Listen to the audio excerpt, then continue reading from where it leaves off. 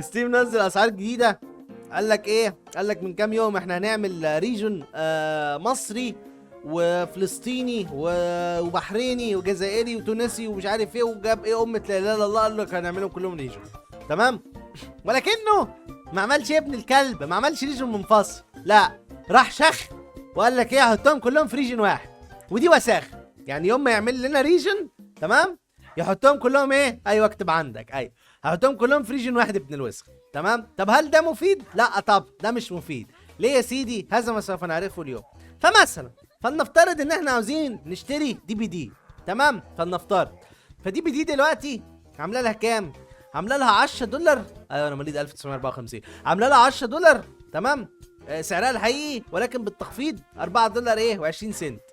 تمام. لو خدت بالك مكتوب هنا ايه؟ مكتوب هنا منا، ها واخد بالك؟ منا، ها لا الريجن يعني بتاع الشرق الاوسط او بتاع العرب. العبط بقى، العبطني.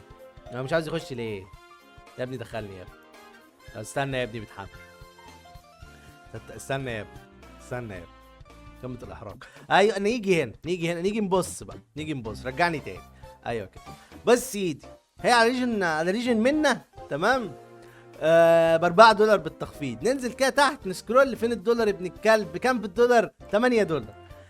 فيعني انت استفدت ايه؟ ولا اي ابن وسخ، ولا اي ابن وسخ. لانها دلوقتي 8 دولار. اللعبه دي كانت بكام على التركي يا سيدي؟ كانت تقريبا بحسبه 125 على التركي لو بالتخفيضات. تمام. وممكن ارخص كمان، اظن كانت ارخص زمان بس هي غليت مؤخرا. فبكده انت ما زلت ايه؟ مش مستفيد حاجه، يعني ما زالت زي ما هي. تمام. فايش ماشي، هنتجاوز دي. نيجي بقى للالعاب اللازاليزي الكبيره. فاروح مثلا ايه؟ للايز اوف بي. تمام. الالعاب الجديده، هو ده اللي يهمك وده اللي يهمني، الالعاب الجديده. صح. تمام. الالعاب الجديده دلوقتي اكتب عنها الفاظ الاعتراض، واخد بالي؟ بس سيدي، عندنا لايز اوف بي، لعبه جديده، لعبه شقيه، لعبه ايه؟ مثمره ومنتجه. اللعبه دي نازله ب 60 دولار. اكتب عندك كام 60 دولار؟ يعني كام؟ يعني حسبة 1000 وحاجه. ماشي. المهم، طب تعال نحسبها لغايه ما الموقع ما يفتح. 35 دولار او 28 دولار. فانا سببنا ب 28 دولار. تمام. فكك انها ب 35، انت تشتريها ايه؟ تشتريها في التخفيضات. 28 دولار يعني كام مصري دلوقتي؟ يعني 865 جنيه. وده كتير، ده كتير قوي. ولو انت في تركيا، ها، وهتدفع 25 دولار، هتدفع ايه ده؟ لو هتدفع 25 دولار فانت هتدفع 700 كام؟ 48 ليرة. وده مازال كتير. ولكن هل هي في الانجليزي بكام؟ في امريكا، ها؟ في كام بامريكا؟ ب 47 دولار بالتخفيض، 48 دولار. يعني انت فرق عندك كام؟ من ده على ده فرق عندك فرق بتاع حسبة 20 دولار 15 دولار ما بين الاثنين ريجنز. هتيجي تقول لي طب دي حاجه حلوه، هقول لك لا مش حلوه. دي مش حلوه وعيلت. لان احنا لو رحنا لاخونا اكس بوكس، تمام، اكس بوكس وقت ما جينا نزلها عامل لك ريجن مصري. قال لك انتوا غلابه مصريين، ايه هعمل لكم ريجن وحدكم.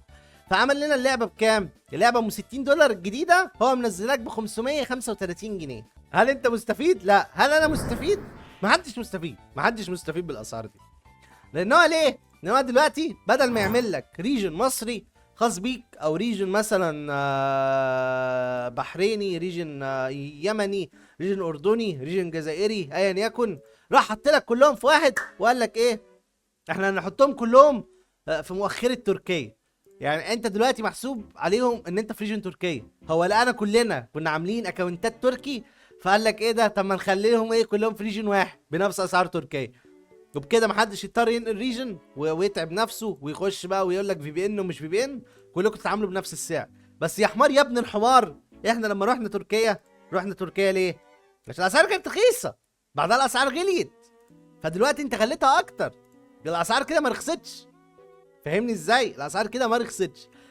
فمثال مثلا بسيط، قبل ما التخفيضات ما تخلص وقبل ما الاسعار ما تتغير، بحرفيا ب 12 ساعه كان معايا 10 ليره. 10 ليره لا ولا حاجه. 10 ليره مش رقم يعني. لقيت لعبه على ستيم مؤخره بتشتريها هي ونسخه الفي ار بتاعتها ب 10 ليره. طب 10 ليره ده سعر مقبول؟ لا طبعا ده قليل، يعني ده ما ياكلش عيش. تمام. دي اللعبه بس اشتريتها. قلنا بقى هنشوفها بقى ما الاسعار ما تتغير. الاسعار ما تتغير، اللعبه بقت ب 12 دولار. يعني عشان بس تبقى فاهم، من 10 ليره ل 12 دولار يعني كام؟ يعني 12 دولار يعني 345 ليره. انت مستوعي الكلام؟ رحت عملت برضو ابحاث انا جانبيه من شويه، اكتشفت ان سندوتش الشاورما، انا بقيسها بالاكل يا اولاد، سندوتش الشاورما في تركيا بيتراوح سعره ما بين ال 50 تركي، ال 50 ليره او 40 ليره لغايه 120 ليره. وده معناه ان انت هتشتري دلوقتي لعبه زي دي بالتخفيض، وبالمناسبه ده مش تخفيض عادي ده تخفيض 60%. تمام؟ فانت هتشتري بالتخفيض لعبه زي دي. ها قول بقى، قول انت. مش هتقولها؟ طيب هقول لك انا هتشتريها بسعر بتاع 4 سندوتشات ولا حاجه، او 3 سندوتشات، وده مش منطقي.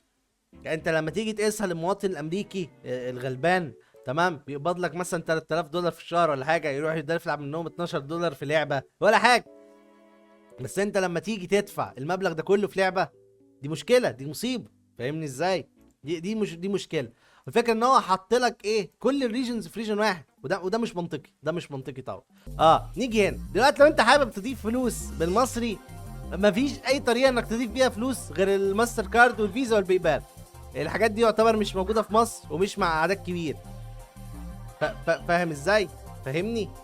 واخد لي بالك؟ فبالتالي انت حتى ما ضفتليش فوري، ما ضفتليش ان ادفع بالموبايل بتاعي، ما ضفتليش اي حاجه. انت خدتها كوبي بيست، يعني كل اللي انت عملته غيرت لي شويه اسعار، وقلت لي خد خرا. ولكن لو رحنا للريجن التركي، هتلاقي عندهم بتاع 6 طرق دفع زياده. عندهم انهم يدفعوا بالمحفظه، عندهم انهم يدفعوا مش عارف بخطوط التليفون والحاجات دي. فاحنا مستفيدين ايه بالريجن الجديد ده؟ ولا اي حاجه، ولا اي حاجه. محدش مستفيد. الحلول بقى، ايه الحلول دلوقتي؟ لو انا دلوقتي عاوز اجيب لعبه، للاسف هو مش غير هو 3 حلول، والثلاث حلول اوسخ من بعض. الحل الاول انك تجيب لعبه على ستيم لما تنزل بسعر يعني سعر رخيص فشخله، وده صعب. يعني ده صعب جدا. يعني 12 دولار برضو مازال رقم. يعني 12 دولار عندنا احنا في مصر كام؟ 370 جنيه. فانت هتدفع اللعبه، هتنقي لك اللعبه كده بالظبط، هتنشن على امها. مش هينفع تعمل حاجه تانية، لو انت لازم تختار اللعبه الصح. فاهمني ازاي؟ ده لو هتجيب من ستيم. ولكن في حلين تانيين. عندك اولا الاكس بوكس، عنده العاب، ولكن العابه معظمها قليله جدا، والعاب كتير خرا. يعني تقريبا في بتاع 500 لعبه، فلو انت مش مستفاد قوي منه، تمام، انك تلاقي فيه اللي انت عاوزه. معظم الحاجات المشهوره مش موجود عليه برو. يجي لك فيروس فديه يجي ندمك. تمام.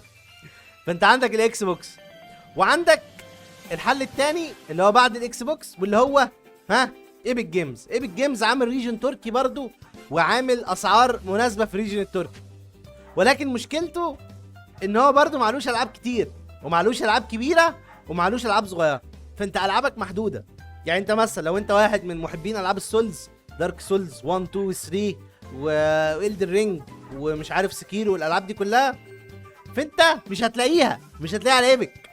وده هبل. وما زال مع مليون لعبه كمان انت مش هتلاقيهم على ايبك، ومش موجودين على اكس بوكس.